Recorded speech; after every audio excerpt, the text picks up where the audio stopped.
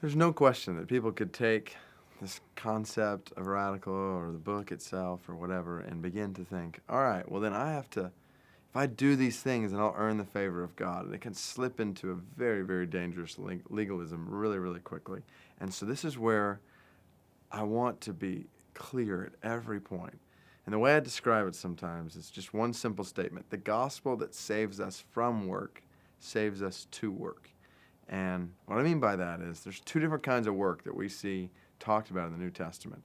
One is a kind of work that we do in our own efforts to try to earn the favor of God, to earn righteousness before God, salvation before God. That is legalistic work. And we have been saved from that kind of work. When Paul talks about in Galatians, those who are saying we need to do these things, he says that's not the gospel in order to earn the favor of God. He says no, and we're saved from that kind of work. There's nothing we can do to be righteous before God. Our best efforts. We can give all our money away. We can go to the ends of the earth. We can go to the most dangerous place in the world. We can make all these sacrifices, but we are still sinful to the core of who we are, and only Jesus in that sense is radical enough.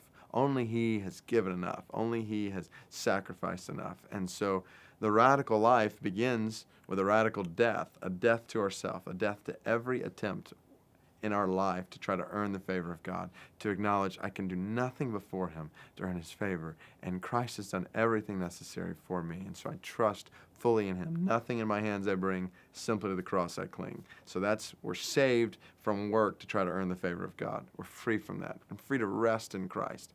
But then, so resting in Christ and His work for us, the fruit of that, we're saved from the other kind of work. Now we're saved to work. The overflow of being in Christ is Christ's life in us. And now the beauty is He is working through us, to use language from Colossians chapter 1 or Philippians chapter 2, working out our salvation. He is doing this work in us, His energy so powerfully working in us. And as Christ is in us, we begin to see the world differently.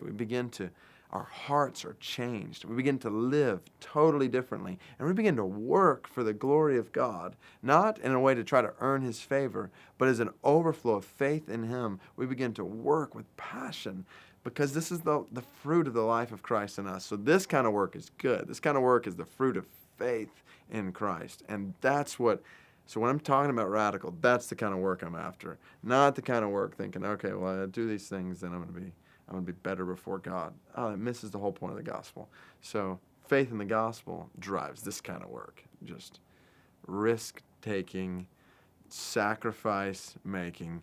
I want the glory of Christ to be made known in all nations. That's not in order to earn the favor of God. That's the overflow of faith in God. And so that's the kind of work that I want to be after. And that's what we're talking about when we talk about radical.